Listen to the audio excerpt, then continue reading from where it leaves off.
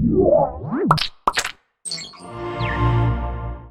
up on TechZilla, E3, it's a good week for gaming. HP's Veer 4G, the tiniest smartphone we've ever lost in the couch cushions. Copying files across systems, Blip Fest, freshly smoked tech, and oh yeah, iOS 5 and OS 10 Lion are coming. So sprinkle the carpet with baking soda and go find the vacuum, because TechZilla starts now.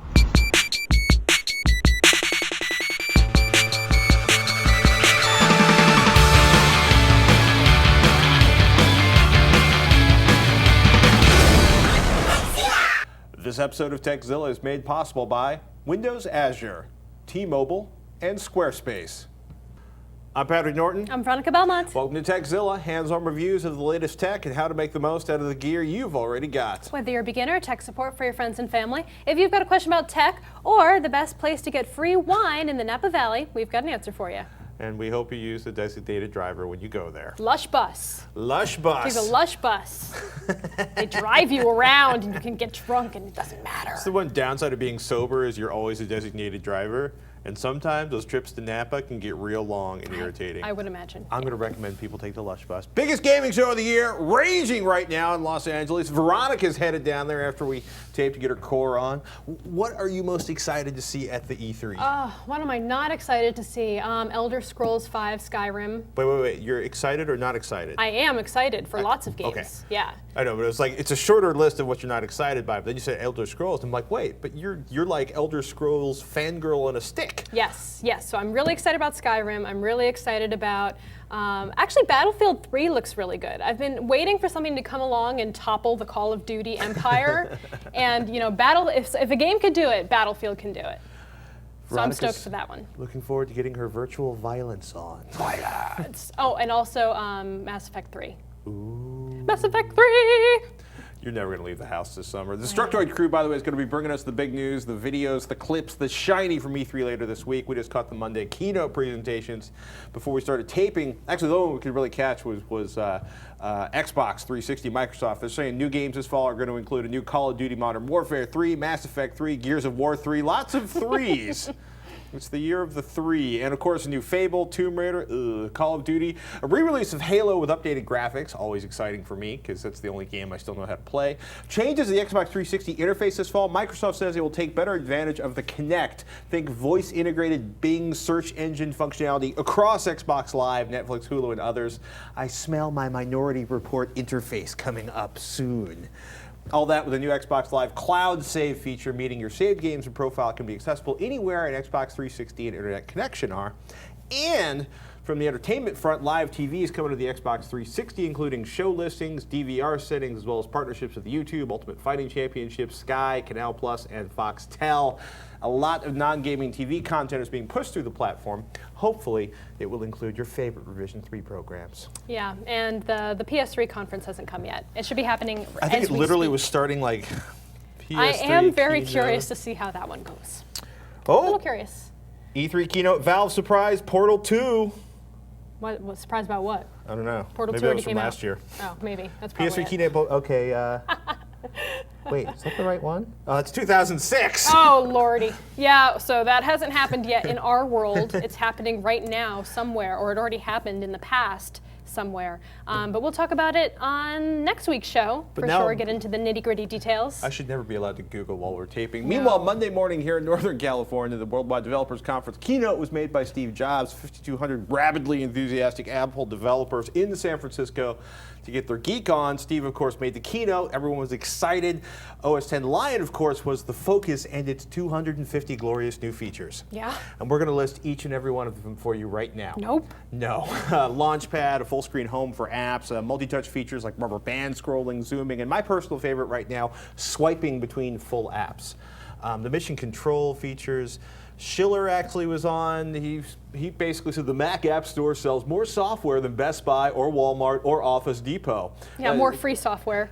Does No. free software count as software? Well, I don't think they really care because who still buys software in Walmart or Office Depot No. or Best Buy? People still buy software at Best Buy, I would imagine. Not a lot. Walmart. Have you seen the software section at Best Buy? Because the last time I went in there, it wasn't there anymore. No, I guess. It's like 4 feet. I don't know. Resume takes you back to where you were every time you start an app. AirDrop is like drag and drop onto a contact photo to send files wirelessly on your local network. There's a lot of, it's one of those things where like 250,000 features, and there's like, you can always tell there's like one feature there's like 5 people really excited about. And the rest of the audience is like, Yeah, but the big thing though is that line is only going to be from the Mac App Store. So that is one piece of software that you will definitely be downloading off the Mac App Store that they'll be adding into that for next year. It's a 4 GB download. It can be installed on all of a user's authorized Macs if they have Intel Core 2 Duo, Core i3, Core i5, Core i7, or Xeon processors. And how much? This was the big thing we all wanted to know. $29.99. It's the same price as Snow Leopard was. Which is pretty amazing for a major upgrade like this. I hope Microsoft is taking note and plans to follow Apple in the $29 major OS upgrade for Windows 8. And something else really exciting, of course, iOS 5 promises. We've got better UI for push, so all your notifications, your voicemail, your emails, your text messages, your Facebook messages, stocks and weather, whatever, will be available in a notification center. It's very Androidian in its way. It comes from the top. You can see all of them there. There's no delete all, though. You have to release each one at a time. There's going to be News Center to host all your subscriptions. I know a few iPad apps that are probably not happy about that one. Twitter will now be built into the iPhone and the iPad. You sign in once. You can direct upload pics to your favorite friends. You just do that by going to your photo library and hitting send to Twitter. Very convenient. They announced that recently too. And reminders, a to-do list that includes time and location along with updates to mail, messaging, Game Center, and, oh my God, camera button now accessible without entering your password. A new camera button on the lock screen. It uses the volume button to take pics, which is hilarious considering they did not allow Camera Plus to go into the App Store using that feature. They made them change it and take it out. Which brings us to a really awesome article in the New York Times, which is titled, "Which Apps Are Threatened by Apple's Upgrades?" I'm just going to take a quote. "How do you know if you've created a really great, useful iPhone application? Apple tries to put you out of business." Yeah, what do you either get? They either buy you or they put you out of business, basically, by adding the features. This is something Apple has done with their operating system for years. Occasionally, back in the olden days, they would buy it from you or maybe donate. Like there are a lot of really cool shareware apps where in some cases they just seem to go, "That's a great idea. We're just going to code that into the OS." Yeah, but I mean, I'm just thinking off the top of my head. Dropbox is going to be one that's going to be suffering from all this new iCloud stuff. What was some of the other ones? Instapaper, for example, because now you can mark things to read for later. Yeah. It makes sense because they're such good features, but it makes me sad too. But that's what you get when you build your entire company off of someone else's platform. Right. It's going to happen one way or the other. But anyway, I digress. I tweeted that article actually this morning, and someone said if Microsoft did that, they'd be getting all sorts of monopoly charges. I don't know about that either, but it was pretty funny. Yeah. So getting to the questions, though, we asked for burning tech questions. We ask every week. What? I've got the PS3 keynote on Gadget.com. What do we got? All right, we digress for a second. We got to say, so PlayStation, this isn't the first time we've come to E3 conference with an elephant in the room. That's not true. Jack Tretton's out, basically talks about what's going on with the PSN outage, thanking actually publishers and retailers for soldiering on despite the PSN outage, that they're the lifeblood of the company, and networking activity is back up to 90%. Cinema Now is coming to the PlayStation Network for more movies alongside Netflix. Netflix is already there, but yeah. Yeah, well, I mean, joining Netflix on there. Oh, Uncharted 3. Uncharted 3. Sweet. Oh, good. And Naughty Dog's co-presidents came up to talk about it. And I'm scrolling as fast as I can, I'm sorry. Do you want me to scroll through so I can visually pick up the highlights? I'll start the question. We'll get to the PS3 highlights. Because we've asked for burning tech questions, and Steve sent in a question about tech that was not burned but heavily smoked. He writes, "I have a question about burning tech. A computer system that went through a fire and suffered heavy smoke damage. The computer, the monitor, the speakers, the DSL modem all work fine, but the smoke smell seems impossible to get rid of. Is there any way to get rid of the smoke odor, or am I burned? Love the show, Steve in New Mexico." The first thing I would think of would be maybe to buy a new case for the PC. I bet most of the smell was probably absorbed by the plastic and is hanging out there. Well, on one hand, I'm totally with you. On the other hand, it's like the plastic on the case and the plastic on the keyboard and the plastic on the mouse and the plastic on the monitor and the plastic on the cable modem and the plastic on the What if he builds a speakers. giant plexiglass container and puts all of that technology inside of it? As long as it was ventilated or True. That was a joke. Don't really do that. But I know in a car, if you leave like activated charcoal or maybe an air freshener to like absorb the smell, like an ionizer or something. Well, it's kind of funny. Air fresheners cover the smell, right? Yeah. So as soon as the air freshener wears out, the smell comes back. And I've actually dealt with some horrendously stinky stuff, from mold to actually having an entire office flooded with smoke from a barn fire, and actually dealing with retail operations that have been flooded at the Jersey Shore. And the last couple, 3 years, there's been diaper explosions and the dreaded milk sippy. Time, fresh air, and sunshine can do wonders. And the fastest way, as Veronica points out, to get rid of the odor is to get rid of everything, right down to the carpet. Because part of the problem when smoke gets into a room, it gets into every surface of the room. Yeah. Smoke is like, it's in the curtains, it's on the walls. It's like the worst is, like I've been told, is fabric wallpaper, because the fabric wallpaper basically absorbs the scent. So you have to scrub the surface down. That gets expensive, right? I buy baking soda in 14-pound bags from Costco and vinegar in 2-gallon packs. Partially because they're my favorite smell killers in the laundry room, and vinegar is an amazing cleaner. Like Veronica mentioned, a lot of folks swear by charcoal. Look for activated charcoal or activated carbon, they call it, for fish tank filters in your local pet store. Activated basically means it's incredibly porous and has more surface area. Like a gram has like 500 square meters of surface area, some ridiculous thing we have like activated charcoal filters for our litter boxes. And you smell a lot less that way. Not you, but the kitty litter boxes. You need to get rid of the source. Vacuum, basically like vacuum any dust, wash down the surface with a vinegar solution, like 1 cup to a gallon, or I actually prefer like a 50-50 vinegar to water solution. Lemon juice or a slice of lemon in water can get the most horrendous smells out of a plastic food container. Basically like squeeze in the lemon juice, drop the slice of lemon in there, fill it up at the top, cap it, let it sit for 2 days. But it's really hard to soak your printer, your PC, your monitor, your DSL modem case in lemon juice. Yeah. So probably not the best idea. Yeah, I'd say wash it down, run a fan in the window, or leave the windows open to dissipate the smell. Leave out ye old box of baking soda or activated carbon. Maybe try wiping it with Febreze, or Febreze actually makes now little plugins that goes into the wall. Febreze fascinates me because I have a friend of mine who has like bad hockey equipment odor issues, and he just started carrying around a bottle of Febreze in his car. What they need to do is combine Febreze with the Downy wrinkle release. Veronica would be a happy traveler. There was another thing I found, and Patrick totally made fun of it, but it was this little USB ionic air purifier on Alibaba.com. Might help. There's a lot of weird stuff on that website. I thought it might be fun to stick it into the USB port on your PC and see if that helps absorb some of the smell. If you have like impulse shopping issues, shock some of the smell. Like Alibaba can be really dangerous because you can be like, oh my goodness, they make that? How do I order that? Well, I'll go to the, and it's just, be careful. You can spend hours there. Totally. Coming next, we got a tiny little, it's just a slip of a phone from HP. But first, let's thank one of our sponsors, Windows Azure. Windows Azure is the cloud platform for developers that lets you focus on building and running apps, not infrastructure.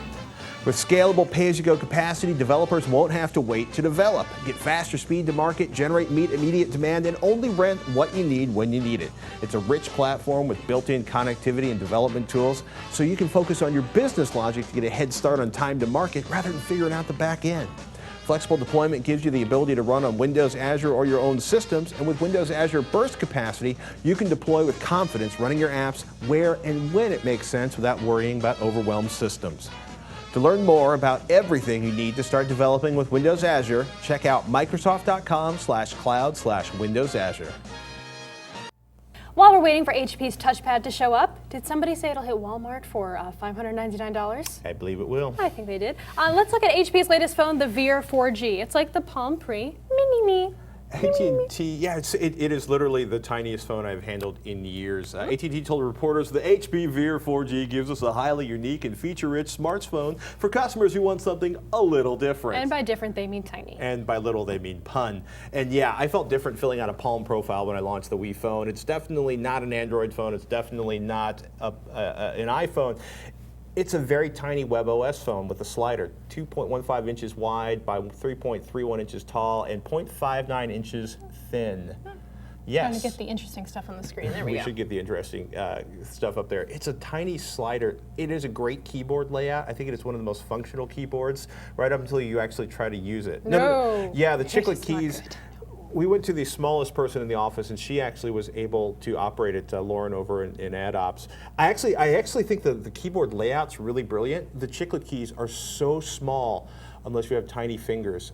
But because this phone is so small, it is. If you're looking for something you don't notice in your pocket, this is a delightfully pocket-friendly phone. The screen looks pretty good, especially given that it's 2.16 inches. It's small, and the 320 by 400 resolution actually looks decent. The phone is so small. It's like the back of last year or 2 year ago camera.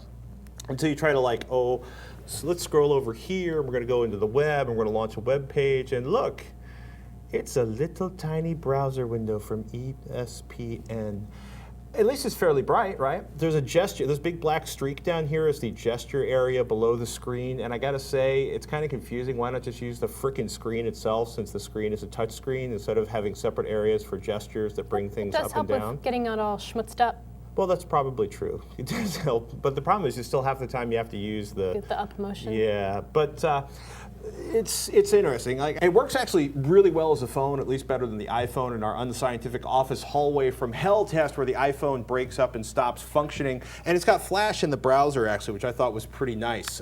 Couldn't seem to get Flash games to launch, but some of the Flash advertising launched quite nice on some of the websites I went to. Fabulous. I think some of the Flash games didn't want to launch because the screen resolution is so low. Look, pros, it's tiny. It actually has a very solid feel. It does feel nice, I have to say. It's got some good, I don't want to say weight to it, but it feels substantial in your hand. Yeah. It doesn't feel like chintzy. Yeah. It feels kind of actually pretty nice to hold and comfortable, and the material that it's made out of, the plastic, feels good in your hand. It doesn't, it's like grippy in a way, Yeah. but not too grippy. It's actually, it's a nice piece of hardware. There's a mobile hotspot built in for up to 5 users, the Flash in the browser, and I actually like WebOS. I would like just one screen or use separate controls for it, not this weird sort of scrolling area at the bottom. Cons, tiny. The keyboard is painfully small for medium to large hands. There's a magnetic headset that straps onto the side right here, which is really easy to pull off. 6 gigabytes of storage. I want more just for my music collection. The 320 by 400 screen is so pretty, and then it's so pretty small for web pages. WebOS, there's not a huge number of WebOS apps yet, so make sure they got what you need before you buy. And it's not the speediest phone in terms of loading things. Actually, I mean, the OS itself is snappy, but I know this web page, I thought web pages loaded kind of slow, but our favorite mobile guru, Sasha Sagan over at PCMag.com, calls this phone out on the 4G name. Quote, AT&T calls the Veer a 4G device, but I'm putting my foot down and saying that it isn't. He notes that uses a Wi-Fi hotspot for a PC. He got an average of 2.1 megabits per second down and 0.8 megabits per second up. Decent 3G speed to be sure, but not the 5 to 10 megabits per second I've seen from actual 4G networks. By the way, we're going to have Sasha on in a couple of weeks to talk about the latest crop of phones. If you've got a mobile question for Sasha, please email techzilla@revision3.com with phone question in the subject line. And I got to say, Thumbs up, thumbs down? if this was bigger, I think it would be a thumbs up. At the size and the sort of mock 4G, I'm going to give it sort of a thumbs. A thumbs, a-C-S-E? You know, it's maybe if my hands were tiny. Maybe. It's And- kind of sad that one of the big selling points, the size, is also the thing that you do not enjoy. Yes, I mean, if it was this without the keyboard, or maybe if the keyboard came out this way, If so it it was had larger. the nice gesture writing, Yes. like on Android, that'd be great. Anyway, a little bit of 8-bit culture is coming up on Tekzilla, but before we get to Blip Fest, let's thank one of our sponsors. T-Mobile's great selection of tablets, laptop sticks, and their new mobile hotspot gives you the freedom to stay connected with high-speed internet on the go. Affordable high-speed internet when and where you want without overages. Mobile broadband data plans start at $29.99 per month, and current T-Mobile voice customers save an extra 20%. The G Slate with Google is T-Mobile's first 4G Android tablet and lets you take your HD entertainment anywhere. Or try the T-Mobile Rocket 3.0 4G laptop stick, providing high-speed internet when and where you want. Finally, check out the T-Mobile 4G mobile hotspot, which allows you to create your own portable network for up to 5 Wi-Fi enabled devices. T-Mobile provides mobile broadband service that allows on-the-go wireless high-speed internet through your choice of portable devices. Looks like it's time for another website we just can't get enough of. A website that we just can't stay away from because it's too useful, too funny, or just too darn irresistible. This week's pick, National Jukebox. We're big fans of the preservation of history, especially when the media can be made available to the general public for education and fun. That's why today we're looking at the National Jukebox from the Library of Congress at www.libraryofcongress, that's loc.gov/jukebox. I'll learn to say that eventually. If you're sick of listening to the new Lady Gaga album on Rdio, for example, turn your browser and ears over to the National Jukebox for a sampling of the music from ragtime to opera. They've got pretty much everything from back in the day. Here's the main page. The player here is in the center, and the Library of Congress has already populated the playlist with some interesting tunes. You can see that if you, where's the playlist thing? View this playlist right here. You can also browse by category, language, artist, or even intended audience, which I think is pretty cool. So if we go to, let's browse all recordings. You can see all the different categories. You can see vocal. These are the vocal artists that they've got there. And then target audience, which I think is probably the neatest one. You can see, oh, let's see, Bohemian music. What would that be? Interesting. Pretty Josephine. Browse around for some more and find genres like humorous recordings, for example. And to add anything to your playlist, click the blue button underneath the title. So I'll just add that to my playlist right there. And if you just want to pick from more pre-made playlists, they have those too. There's a whole playlist selecting area. If I go back, and then if I go to playlists over here, playlists of recordings. Internet. Ooh, early Tin Pan Alley. Maybe we can find some Alexander's Ragtime Band. All of these tracks are licensed by Sony Music Entertainment, which has given the Library of Congress the rights to stream these tracks. So it's not exactly in the public domain, but it's still cool that you can stream all the tracks from your computer. It's like an iTunes playlist from history. Check it out today at libraryofcongress.gov, that's loc.gov/jukebox. And while our bread and butter is helping others with their tech problems, we also love to celebrate geek culture in all of its forms, like Blip Fest. Here to guide us through this mashup of bleeding-edge underground music and video gaming is our favorite bite jacker, Anthony Carboni. Welcome back to the show. Thank you. Glad to be here. So yeah, let's talk Blip Fest. Okay. What's the deal? You're in a room full of NES and Game Boys and all that cool stuff? Yeah, basically it's different artists from around the world that use old gaming consoles and their sound chips as instruments in their bands. And I actually got some video performances from the festival, so we can actually look at that now. Oh, cool.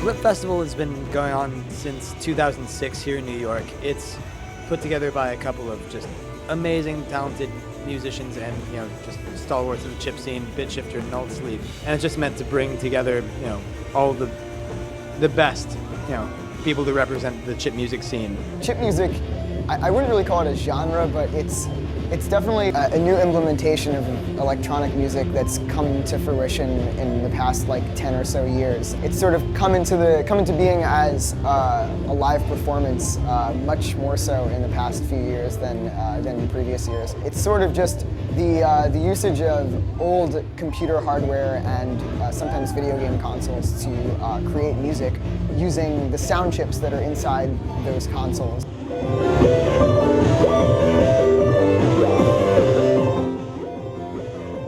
I'm 19 at the minute, and I started making music whenever I was 16.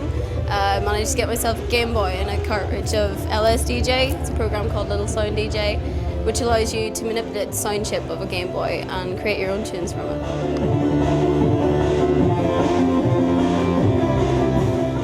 What's interesting is that everybody has their own take on chip music, despite it being such a limited sound palette. You have people who create crazy, drum and bass. You have people who create super hyperactive rock music. That would be us. Basically, it's just super exciting to see the massive variety that these little guys can do.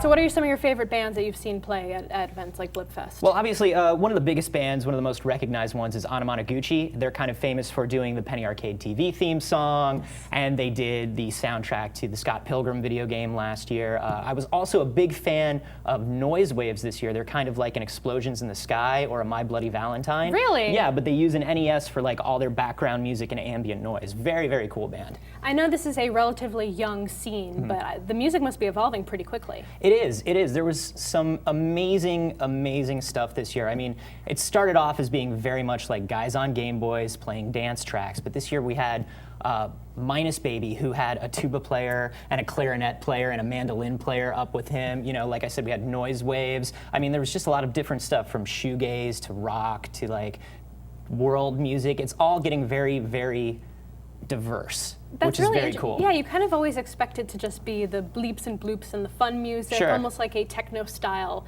sound. But you're telling me it's definitely getting to be more almost genre-specific. Yeah, like absolutely. subgenres within chiptune. Yeah, and I mean, as I talk to these artists, you find that like because they've been doing it for a few years now, you can't just play like happy, dancey music for like 5-6 years. You're going to grow as an artist. So now they're kind of looking at it more as an instrument for the rest of their band. You know, their Game Boy is just part of their band now, as opposed to the main attraction. Very cool. Yeah, and the audience is growing as well because of that. Because when you get more of a breadth of music, obviously more people are attracted to it. So I saw tons of people that I wouldn't have seen at the festival 2-3 years ago. You know. So can you give us an example? I hear you may have brought your little Game Boy with us. So yeah, actually, okay. So I do not. I have no musical talent whatsoever. I do not play, but this is the most common modification to a Game Boy that these guys use. And what they basically use is one of these USB carts, and they put software on it like Little Sound DJ or Nano Loop, which are free Game Boy ROMs that you can download.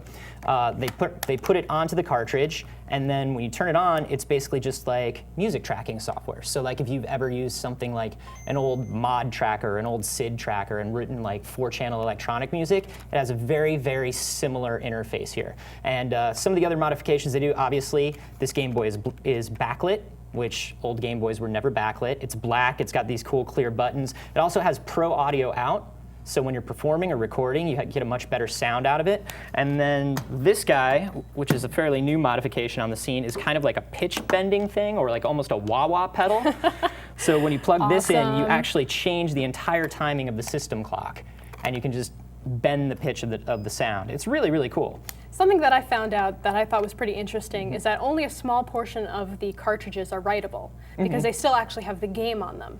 Is that true? I don't know about that. I think this one is a straight up ROM cartridge now. I think they're able to make them. But I do know in the early days, yeah, you're right. They had to have the game on them and then have like a free amount of RAM to write the ROM to. Cool. Very cool. And this is from some guys called Great Bit in Portland who gave this to me. So check them out if you're kind of interested in getting into this. Listen, I'm a musician, Veronica. It's music. You should take this on the road. Yeah, I think I will. That's awesome. So where can people get more music at? Well, the biggest place is 8-Bit Peoples. That's where all the big artists have their releases, like Anamanaguchi, Null Sleep, Bit Shifter. These are some of the bigger names. You can also go to smaller net labels like 8-Bit Collective, where people can freely share their music, or Pterodactyl Squad is one I like, and Pause Music is also really good, pausemusic.net. Now, if I wanted to get a primer on this whole subculture, what would I want to watch? The best thing is there was a whole documentary made about the scene a couple years ago called Reformat the Planet. It was done by the guys who do Penny Arcade TV, and they're doing the Minecraft documentary, and it's a whole 2-hour documentary on the scene. You can watch it for free on Hulu, and it's a really great movie. I actually have a friend who's in a band called the Glowing Stars. Yes. They opened up for Anamanaguchi a while back at DNA Lounge. Yeah, absolutely. I'm familiar with them. They're great. Yeah. They've got an album coming out this They've summer. got a tour coming up too. Yeah. I think they're playing a show after E3 also. Right on. So maybe if I can stick around for an extra few hours, I can check them out. So while we've got you here, are there any cool indie games that we should check out, like right now? Terraria. Gotta play Terraria. I downloaded it. I haven't played it yet. Someone gifted it to me on Steam. Yes, it's basically a 2D Minecraft, although some people get a little sensitive if you say that. There are two camps now. There's a Terraria camp and a Minecraft camp. Terraria is 2D. It's got a little bit more going on. It has more in terms of enemies. The crafting's a little easier, and it's a little more accessible. I've been having a lot of fun with it. So if you're a Minecraft fan, check that out. Very cool. Thanks so much for coming on the show, Anthony. Absolutely. Thanks for having me. You should really take that thing on the road. I will. And for more Anthony, you can check out Byte Checker right here on Revision 3, all his indie game goodness. We've got more of your emails still to come, but first it's time to thank one of our sponsors, Squarespace. Squarespace, it's the fast and easy way to create a high-quality blog, portfolio, or any kind of website. You got questions, you need help? Squarespace provides every member with amazing support 24 hours a day, 7 days a week. You can start your website or blog by choosing from over 60 professionally designed templates, customize it, and then add content from your computer, your iPhone, or your iPad. Squarespace's mobile apps allow you to easily add entries and manage comments from anywhere you've got an internet connection. Many of the internet's highest traffic web pages powered by Squarespace, not to mention many of the personal pages of Revision 3's hosts and personalities. Do yourself a favor, check out squarespace.com/techzilla. You'll score a 2-week free trial and learn quite a bit more about Squarespace. In episode 222, we had a question from Chris B about how he could transfer 32 gigabytes of video files from a Mac formatted external drive to his PC. I suggested software like Mac Drive, but you viewers had a few ideas as well. And said, another option would be trying a live Linux CD. Linux supports a wide range of file systems. Being able to view both OSs, OXXs, and a Windows file system, it is a simple case of drag and drop. And though we weren't into the idea of recommending FTP, Henrik from Norway had a different idea.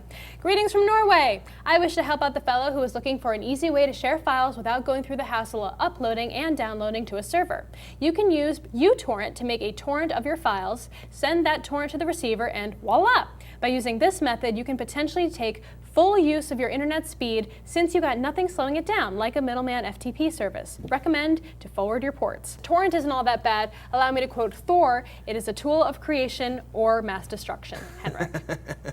Yeah. I gotta say +1 on any Thor quote. Someday I'll even see that movie. We had a similar suggestion from Inuyasha about MuTorrent as well, and then we received this message from Alan who suggested a different format.